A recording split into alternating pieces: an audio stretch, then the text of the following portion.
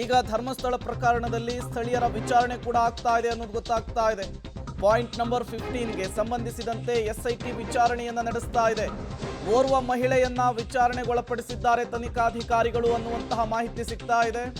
ಧರ್ಮಸ್ಥಳದ ಬೋಳಿಯಾರ್ನ spot number 50ಗೆ ಸಂಬಂಧಪಟ್ಟಂತಹ ವಿಚಾರಣೆಯನ್ನ ನಡೆಸ್ತಾ ಇರುವಂತದ್ದು. 2010ರಲ್ಲಿ ಕಲ್ಲೇರಿಯ ಬಾಲಕಿ ಶವ ಹೂತಿದ್ದಾಗಿ ದೂರುದಾರ ಹೇಳಿರ್ತಾನೆ. ಶವ ಹೂತಿದ್ದ ವಿಚಾರ ಸ್ಥಳೀಯರಿಗೆ ಗೊತ್ತಿದೆ ಅನ್ನುವಂತಹ ಮಾಹಿತಿಯನ್ನು ಕೂಡ ಎಸ್ಐಟಿಗೆ ದೂರುದಾರ ಕೊಟ್ಟಿರ್ತಾನೆ. ಈತನ ಹೇಳಿಕೆಯನ್ನ ಆಧರಿಸಿ ಸ್ಥಳೀಯರನ್ನ ವಿಚಾರಣೆಗೊಳಪಡಿಸಲಾಗ್ತಾ ಇದೆ. ಮಹಿಳೆಯೊಬ್ಬರನ್ನ ವಿಚಾರಣೆಗೊಳಪಡಿಸಲಾಗ್ತಾ ಇದೆ ಅನ್ನೋದು ಗೊತ್ತಾಗ್ತಾ ಇದೆ. ಈ ಮೂಲಕ ಸೋಮವಾರ ಇದೇ ವಿಚಾರ ಅಧಿವೇಶನದಲ್ಲಿ ದೊಡ್ಡ ಮಟ್ಟದಲ್ಲೂ ಕೂಡ ಪ್ರತಿಧ್ವನಿಸುವ ಮುನ್ಸೂಚನೆ ಸಿಗ್ತಾ ಇದೆ. ಮತ್ತಷ್ಟು ಡೀಟೇಲ್ಸ್ ಅನ್ನ ದೀಪಕ್ ಕೊಡ್ತಾರೆ. ದೀಪಕ್, ಈಗ ಎಸ್ಐಟಿ ಇನ್ವೆಸ್ಟಿಗೇಷನ್ ಹೇಗೆ ಸಾಗ್ತಾ ಇದೆ? ಈ ದೂರುದಾರನ ಮೇಲಿನ ಅನುಮಾನದ ವಿಚಾರಕ್ಕೆ ಸಂಬಂಧಪಟ್ಟಂತೆ ಸ್ಥಳೀಯರನ್ನೆಲ್ಲ ವಿಚಾರಣೆ ಒಳಪಡಿಸ್ತಿದ್ದಾರೆ ಅನ್ನೋದು ಗೊತ್ತಾಗ್ತಾ ಇದೆ. ಯಾಕಾಗಿ ಅಂತ ಹೇಳಿ ಎಸ್ಐಟಿ ಟೀಮು ಆರಂಭದ ದಿವಸಗಳಿಂದ ಕೂಡ ಸ್ಥಳೀಯರನ್ನ ವಿಚಾರಣೆ ಮಾಡ್ತಾ ಇದ್ದು, ಈತ ಎಷ್ಟು ಜೆನ್ವಿನ್ ಅನ್ನುವಂಥದ್ದು ಒಂದು ಹಂತದ ವಿಚಾರಣೆಗಳು, ಸಾಕ್ಷಿಗಳನ್ನ ಸಂಗ್ರಹ, ಹೇಳಿಕೆಗಳನ್ನ ಸಂಗ್ರಹ ಮಾಡ್ತಾ ಇದ್ರೆ, ಈತ ಪ್ರತಿ ಸ್ಪಾಟಿಗೆ ಹೋದಾಗ್ಲೂ ಕೂಡ ಬಹಳ ಕರಾರುವಕ್ಕಾಗಿ ಇಂಥದ್ದೇ ಜಾಗದಲ್ಲಿ ತಾನು ಹೂತು ಹಾಕಿದ್ದೇನೆ ಅನ್ನೋದನ್ನ ಪೊಲೀಸರನ್ನ ಮತ್ತು ಎಸಿ ಅವರನ್ನ ನಂಬಿಸ್ತಾ ಇದ್ದ.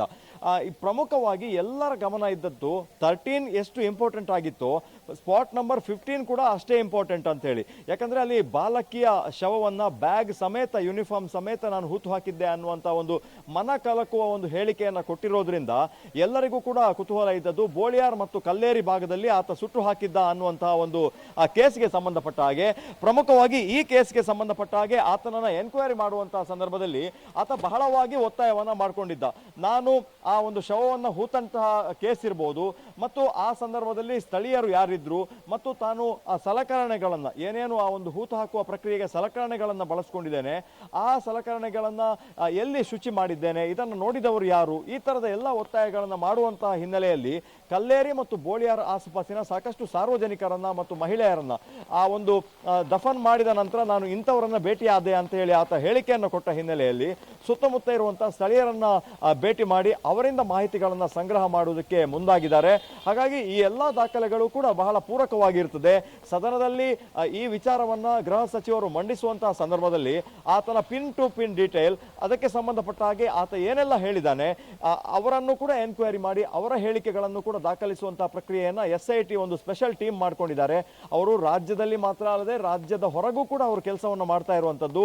ಹಾಗಾಗಿ ಈ ಎಲ್ಲಾ ಹೇಳಿಕೆಗಳು ಬಹಳ ಮಹತ್ವದ ದಿನ ಸೋಮವಾರ ಆಗಿರೋದ್ರಿಂದ ಅದಕ್ಕೆ ಪೂರಕವಾದ ಎಲ್ಲ ಹೇಳಿಕೆಗಳನ್ನು ಈಗ ದಾಖಲು ಮಾಡುವಂತ ಕೆಲಸವನ್ನ ಎಸ್ಐಟಿ ಮಾಡ್ತಾ ಇದೆ. ಪ್ರೇಮ್, 17 ಜಾಗವನ್ನು ಅಗೆದರೂ ಕೂಡ ಸಾಕ್ಷ್ಯ ಸಿಗದೇ ಇದ್ದಾಗ ಈತನ ಮೇಲೆ ಅನುಮಾನ ಜಾಸ್ತಿ ಆಗಿತ್ತು. ಈತನ ಮೂಲ ಏನು, ಯಾಕಾಗಿ ಈ ರೀತಿಯ ಒಂದು ಆರೋಪವನ್ನ ಮಾಡಿದ, ಎಲ್ಲವನ್ನು ಕೂಡ ಎಸ್ಐಟಿ ಕೆದಕ್ತಾ ಇದ್ದಾರೆ.